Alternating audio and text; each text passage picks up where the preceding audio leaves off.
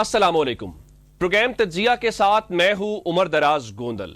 आज अदालती महाज के ऊपर कुछ तहरीक इंसाफ के लिए अच्छी खबरें ये थी कि दो केसेस आज इस्लामाबाद हाई कोर्ट में लगे हुए थे।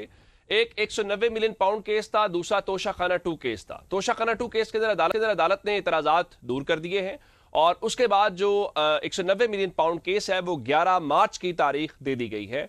फिलहाल तहरीक इंसाफ के लिए शायद केसेस मुकर्रर हो जाना भी एक बड़ा रिलीफ तस्वुर किया जा रहा है। क्या इमरान खान के केसेस अब मामूल में अदालतों में सुने जाएंगे? क्या तहरीक इंसाफ इस हवाले से उम्मीद है या अभी कोई अच्छी खबरें तहरीक इंसाफ के लिए सिस्टम के अंदर मौजूद नहीं है? उसके अलावा अलीमा खान ने जो गुज़श्ता रोज गुफ्तगू की उसके बाद आज वकला की एक बड़ी तादाद पहुंची हुई थी, लेकिन उसके ऊपर बैरिस्टर गौहर आज जरूर बोले। वो उनको अपने एमएनएस के ऊपर बड़ा फख्र है, जिनको वो कहते हैं कि बहुत मिलती हैं, ऑफर्स मिलती हैं, उसके बावजूद वो डटकर खड़े हुए हैं। और इसके बीच में जो रिहाई फोर्स है उसको लेके पीटीआई का जो मुफाहमती और मज़ामती ग्रुप है उनके इख्तलाफात नुमाया हो रहे हैं। ख्याल ये है कि रिहाई फोर्स को सुहेल आफरीदी तो जोर दे रहे हैं, लेकिन पीटीआई शायद एज ए पार्टी उसको ओन ना करे। फिर 28वीं तरमीम के हवाले से भी बातें हो रही हैं कि उसकी जो नोक पलक है वो सवारी जारी है और वो जल्द मंजर आम पर आ सकती है। और फिर पीपल्स पार्टी के अंदर जो बेचैनी है, क्या वो इसी वजह से है? और इस सब के बीच में आज कोट लखपत जेल से एक मरासला भेजा गया चीफ जस्टिस पाकिस्तान को और उसमें कहा गया कि देखें, जब हमारी हुकूमत थी तो हमने नवाज शरीफ साहब को ये सहूलियात दी। आप नवाज शरीफ साहब से पूछ लें तो खान साहब का मुतालबा उसके हवाले से किया गया। इन तमाम अहम मामलात के ऊपर बात करनी है हमने। हमारे पास सीनियर तज्जियाकार मौजूद हैं, फरूख शहबाज बड़ाई साहब। बड़ाई साहब, आपके वक्त का बहुत शुक्रिया। काजी सईद साहब ने भी ज्वाइन किया। काजी साहब, आपके वक्त का भी शुक्रिया। और कोर्ट के हवाले से खासकर इस्लामाबाद हाई कोर्ट को कवर करने वाले सीनियर साफी साकिब बशीर साहब भी हमारे साथ मौजूद है। साकिब साहब, आपके वक्त का भी बहुत शुक्रिया। जरा बड़ाई साहब से शुरू कर लेते हैं। फरूख शहबाज बड़ाई साहब, मुझे ये बताइए कि आज जो इस्लामाबाद हाई कोर्ट में इमरान खान के केसेस सुने गए, बुशा बीबी के भी, ये आपको मामूल में लग रहे हैं या कोई गैर मामूली पेशरफ्त है? क्योंकि फिलहाल तो तहरीक इंसाफ के केसेस मुकर्रर होना भी खबर बन जाता है, जो कि मामूल में खबर नहीं होनी चाहिए। आप इसको किस तरह से देख रहे हैं कि कोई रास्ता पैदा हुआ है, कोई राह हमवार हुई है, या नहीं बस मामूल की कार्रवाई है, बिजनेस एज यूजुअल के मुताबिक ही चलेगा? देखिए, ये इससे पहले तो अगर आप देखें थोड़ा सा तो वाकई ये बात दुरुस्त है कि जब इस सारे माहौल में जब बातें बहुत से लोग दानिश्वर कुछ बातें कर रहे हैं कि जैसे कोई हल्की फुल्की कोई तब्दीली की हवा देखी जा रही है, कहीं पे महसूस की जा रही है। ऐसे में जब ये मुकर्रर हो रही हैं दरखास्तें, तो ये कोई गैर मामूली बात तो थोड़ी सी महसूस होती है लोगों को। लेकिन मैं फिर से आपसे कहूंगा कि मैं कुछ लोगों से बात करने के बाद इस नतीजे पर पहुंचा हूं कि ये फिर आपको याद होगा बुशरा बीबी की रिहाई हुई थी। बुशरा बीबी जब ये 26 नवंबर वाला मामला हुआ था, तो उस वक्त भी बिल्कुल इसी तरह की चाम गोइयां थी जो अभी हैं। और अभी इसमें थोड़ी सी सूरत इसलिए भी बदली हुई है कि इमरान खान साहब जो हैं उनको हॉस्पिटल ले जाया गया है और जो गवर्नमेंट है वो इस मामले को हैंडल कर रही है, खान साहब वाले मामले को भी लेके।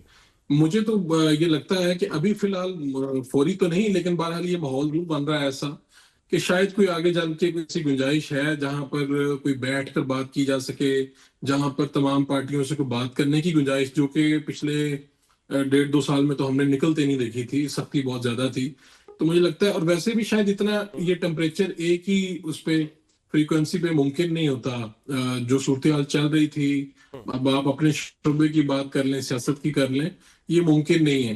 तो मैं तो जो फील कर रहा हूँ वो यही है, चाहे आप इसे लोग कहते हैं भाई ये एंगेजमेंट होती है, ये होती रहती है, ये हमेशा होती थी, लेकिन फिर भी आप इसे समझे कि बाज दफा को मौके ऐसे बनते हैं जिसमें आपको थोड़ी स्पेस देना पड़ती है, कहीं ना कहीं से खला जो होता है वहां से हवा गुजरती है।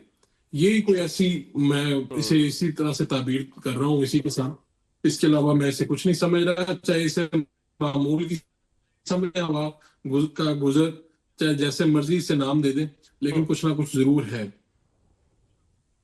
ठीक, आप समझते हैं कि ये जो मुल्क की तारीख का मामूल है, ये उस जी हवाले से उसको समझा जा सकता है। काजी सईद साहब, आप ये समझते हैं कोई हवा का लफ्ज इस्तेमाल हुआ, उसमें मजीद इजाफा करें तो कोई ठंडी हवा, या बस फिलहाल तहरीक इंसाफ के लिए कोई स्पेस नहीं है और कोई जो स्टेटस को है उसमें कोई तब्दीली नजर नहीं आ रही, बस ये होता रहेगा, कुछ 6 महीने बाद, साल बाद कोई केस लग जाएगा और कहा जाएगा देखें, आप कहते हैं कि अदालतें आजाद नहीं है, लेकिन अदालतों में मामूल के मुताबिक काम हो रहा है, आपके केसेस भी लग रहे हैं, आपको और क्या चाहिए?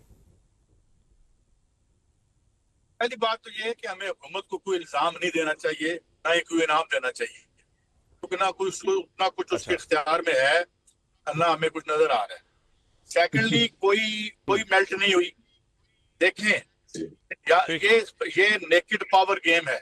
ये आपका क्या ख्याल है, कॉन्स्टिट्यूशनल लड़ाई होगी और फिर आइन को हुकूमत भी मान लेगी और जो मुक्तदरा है वो भी मान लेगा? No, not at all. ये तो एक एक ठीक। इक़्तिदार पर कब्जे, बेसिकली आप इसको यूं समझें कि जो सो कॉल्ड डेमोक्रेटिक रहा था ना, मैं तो उसमें भी हम लेफ्ट के लोगों को बड़ा शक शुबही था और वो दुरुस्त साबित हुआ। हम पोस्ट झूठी में जो झूठी जमहूरियत थी, हम उसके पोस्ट आगे चले गए हैं। पहले जो थोड़ा सा भरम शर्म होता था ना, जमहूरियत है, वोट है, चलो यार जरा लोग छुप के वारदात कर लो, अब तो नेकेडली सारा काम होता है।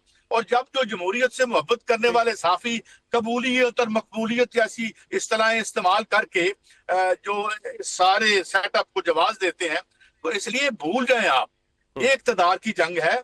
इसमें अब कोई पब्लिक एक्सप्रेशन क्रिएट नहीं कर सकी PTI for certain reasons, palpebral reasons, वो समझ में आती है, क्योंकि कोई अवामी इशू जिस पे न बिजली पे बात करते हैं ना और कोई बात करते हैं, तो इसलिए तो हाँ, वोट शोट की हद तक वोट उनका है, अभी तक उनका है। और वो वोट इनसे मोहब्बत का हो ना हो, जो बैठे हुए हैं इनकी नफरत का वोट यकीनन है। कोई बिल्कुल हवा नहीं निकलेगी, कुछ भी नहीं होगा, एक्सरसाइज इन फ्यूटिलिटी होगी।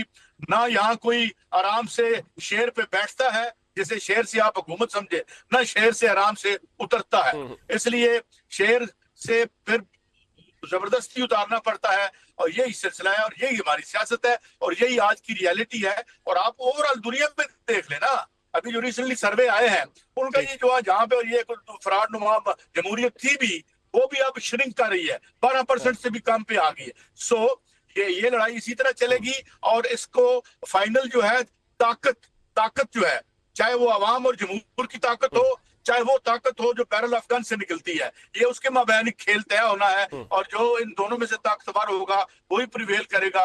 ना जमहूरियत, ना असूल, ना कोई मोरालिटी, ना कोई constitution, nothing. So I think we should accept this as long as it is there. जी बिल्कुल ठीक है। साकिब बशीर साहब, आप कोर्ट को कवर करते हैं, जाहिर है कि आपका एक अपना तजर्बा है। ये सुप्रीम कोर्ट में केस मुकर्रर होना, फ्रेंड ऑफ द कोर्ट फिर मुकर्रर हो जाना, फिर मुलाकात होना, बाहर रिपोर्ट आ जाना, फिर इस्लामाबाद हाई कोर्ट जिसके बारे में तहरीक इंसाफ बहुत ज्यादा कंसर्न्स का इजहार करती है, तनकीद का निशाना भी बनाती है, वहां पे केसेस की आ जाना, फिर उसके बाद अब ये कहना कि 11 मार्च को केस सुना जाएगा, ये आप इसको किस तरह से देख रहे हैं? ये मामूल के अंदर ऐसा ही होना था या आपने पिछले जो 1-2 सालों में कवर किया ये उससे जरा हट के है, कुछ गैर मामूली है?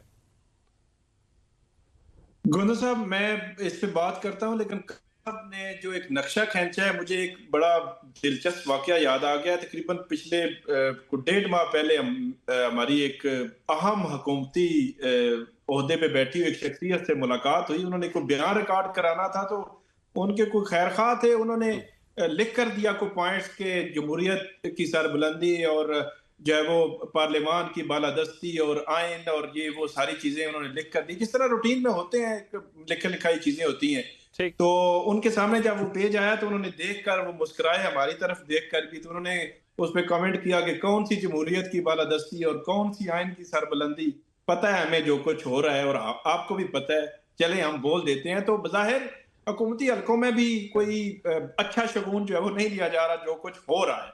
तो जो आपने बात की कि ये क्या गैर मामूली है या मामूली है, ये एक बहुत ही मामूली कार्रवाई मैं समझता हूँ। कोई इसमें हमारे असर में ये भी एक चीज बड़ी पेनिट्रेट कर गई है कि थोड़ी सी भी हलचल हो तो उसको एक गैर मामूली बना लिया जाता है। ये तो मामूली मैं इसलिए कह रहा हूँ कि आप हैरान हो जाएंगे कि अगर हमारे कोई वकील भाई जो है वो सुनने वाले हों कि बुशरा बीबी की जानिब से 4 नवंबर को एक अर्ली हेयरिंग की एप्लीकेशन दायर हुई थी, उस पर आज समाअत हुई है 26 फरवरी को।